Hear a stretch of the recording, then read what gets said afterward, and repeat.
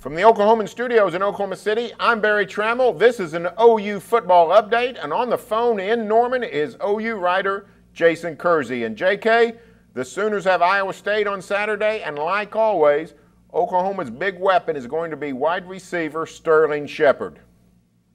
Yeah, Sterling Shepard has been tremendous this year, as he really has throughout his entire career in Norman. Last season it was in this game that he suffered the hamstring or the groin injury that wound up costing him most of the rest of the year. But so far this season he's been fantastic, and there's no reason to believe he won't continue having some success this weekend. Now, for the Friday Oklahoman, you have a very interesting story.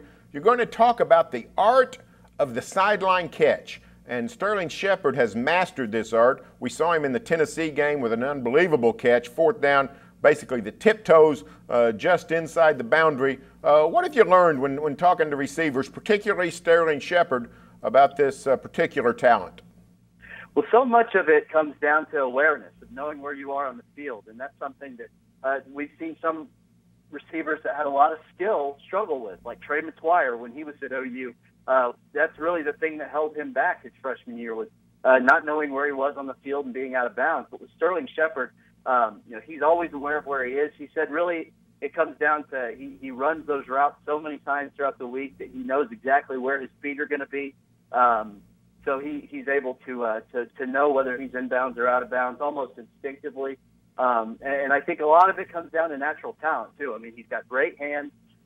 So as long as he knows where he is, and if the ball gets put reasonably close to his hands, he's probably going to catch the ball.